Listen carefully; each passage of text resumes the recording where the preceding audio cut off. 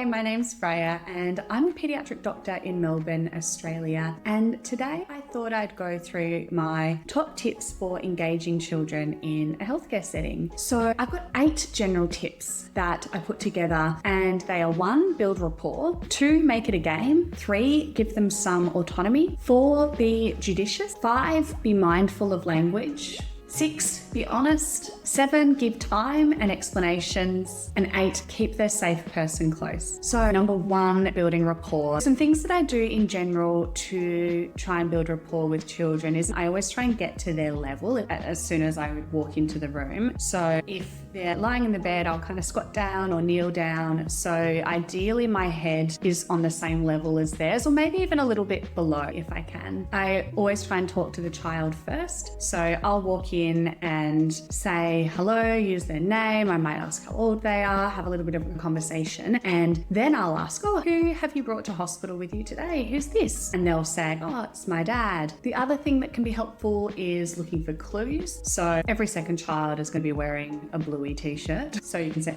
is that bluey in your t-shirt? Look, I can see another bluey. Where are the other blueys on the top? Oh my goodness, yes, you're right. There's one there. Maybe have a little hum of the theme tune while you're looking at their tummy, whatever, and break the ice that way.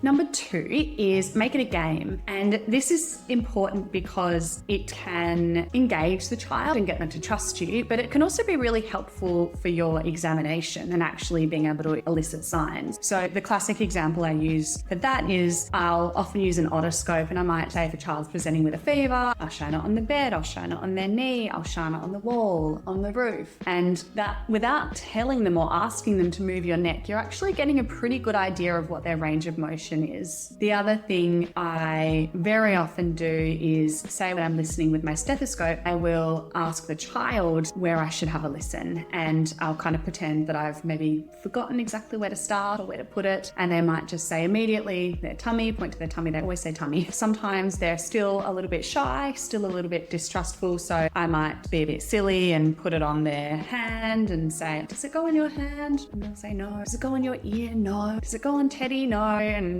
eventually, put it on their tummy and they'll say yes. 3, give them some autonomy. So kids often get no say in what happens to them, particularly in the hospital setting. Lots of people are seeing them, examining them. They might be having scary procedures. There might be lots of unfamiliar, scary people around. It's really unsettling, and they don't get really any choice in any of that. So where possible, I just try and give them a little bit of choice. It's important that you don't ask them whether or not you can do something, because if you say, can I have a feel of your tummy? They're going to say no if they don't want you to. And then you're going to do it. You've asked them if you can do something, they say no, and then you do it anyway. That's sort of not a good look and not a good move in your rapport and trust building strategy. So for example, listening with my stethoscope, I'll say, should I listen to the front or the back first? If I'm looking in their ears, I'll say, should I look in this ear first or this ear first? Which one do you think would be a good idea?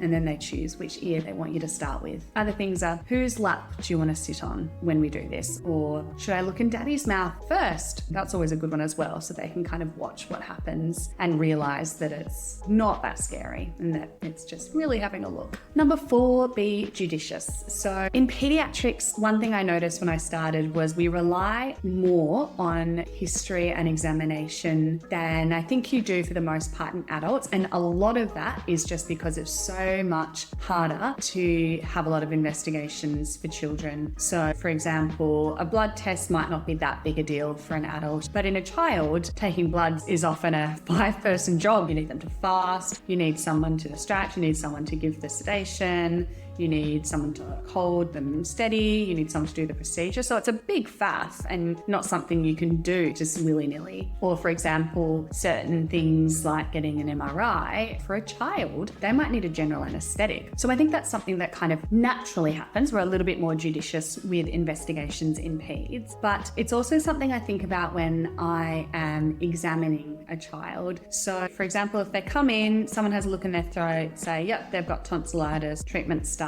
You've got to ask yourself, say if you're ward rounding the next day, do I need to look in their mouth again? I will try not to do that part of the examination again, unless they're not responding to treatment like I think they would, or I'm worried they've developed maybe a complication. Or say a child comes in febrile, miserable, and I want to find a source of their infection, but they're really upset when I try and have a look in their ears. Can it wait until they've had some analgesia, they've defibessed, give them some paracetamol, and then they're actually just feeling like they can cope with an examination a little bit more? 5, be mindful of language. So number 1 is age-appropriate language, and that's things like if I walk into a room with a 4-year-old and I say, "Hi, I'm Freya the Fellow, this is my consultant, and I've got my resident and intern here," they're probably going to have no idea what you're talking about. So I'll often say things like, "This is my friend, Dr. So-and-so," or "This is my boss." Kids will often understand what those words mean. In a similar sense, avoiding jargon is really important. Most kids won't know what an abdomen is, or they won't know what bacteria is, or inflammation, all of those sorts of things. So I would say tummy instead of abdomen, or maybe bacteria, you could say some germs, things that the child might actually understand. The other things that are particularly important with procedures is avoiding negatives. So for example, instead of saying "don't move," you could say "keep still." And then again with procedures, where possible, I try and avoid any qualifiers. So if you say "this will only hurt a little," they're just going to hear "this will hurt." And then finally with language, when I need some sedation to have the procedure done, you've usually got the proceduralist, you've got another person helping to kind of hold or position, you've got, say, someone's giving the nitrous, you've got the parent holding them, you might have someone trying to distract the child, someone there passing you things. And it's really natural when a child is getting distressed and crying, everyone in that room wants to comfort them and everyone's saying "it's okay," blah, blah, blah. And it obviously comes from a good place, but it's really stressful from the child's perspective. They've got all of these adults, they're probably standing over them, they're all talking at the same time, there's a lot of noise, and it just heightens the situation even more. So I might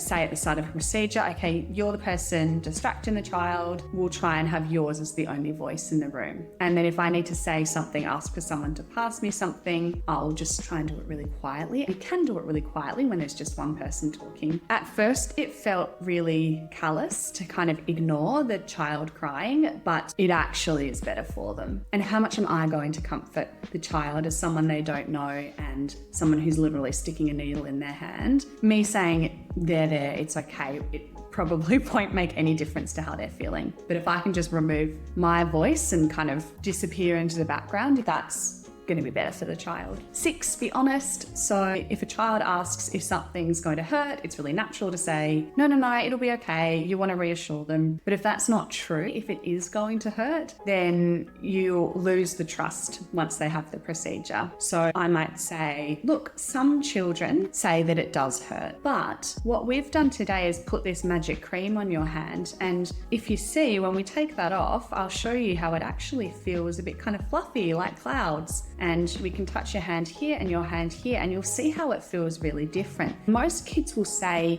that it really helps with the painful bit of the needle, which is the needle going in. 7, give them time and explanations. So when I'm, for example, doing a procedure for a child that's really worried about it, I try not to give them any surprises. So I will say from start to finish everything that's going to happen. Where I work, we have child life therapists, and they're amazing because they will often do kind of play therapy before the procedure if you've got enough timing beforehand, and they will show them how a cannula works and what a cannula is, and do it on their teddy, and then put the dressings on the teddy and the arm board, and you go in to do the procedure and the teddy's already there with his cannula in. It just makes it less stressful rather than being held, all this stuff going on and they don't know what's happening next. It's really helpful to let them touch the equipment, especially the cannula. So if you can show them, look, there is a little needle on the end there, and that's the bit that we use to get into the skin, but then we actually take it out. So all that's sitting there is this little plastic tube. See how it's bendy? Do you want to touch it, have a little play with it, poke it, all of that. If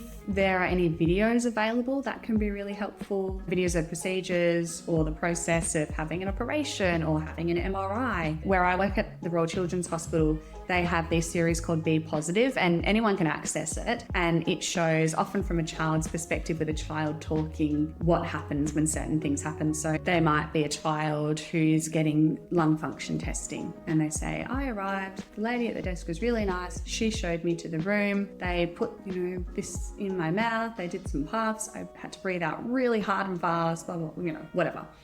And finally, number 8 is keep the child's safe person close. So most kids will come to hospital with a parent or guardian, and wherever I can, I try not to separate them. So obviously there's exceptions to this if they're critically unwell, but if you can, try and keep them together. Keep it so that they can hear, smell, touch their safe person at all times. So I'll often end up doing a lot of an examination or a lot of a procedure, if I can, in the parent's lap. And if having them in a parent's lap is what keeps them calm and lets you feel their tummy, lets you look in their ears, then that's the best place for them. And it makes their experience of being in hospital less scary. Okay, so that is my top 8 tips for engaging children in a healthcare setting. I'd be really keen to hear if you do anything differently, if you do anything in addition to this. I feel like I've got so many more tips that I want to go through, so I can definitely do another video like this if that was helpful, or otherwise, if you have any other video suggestions, let me know and I can go through them. Bye.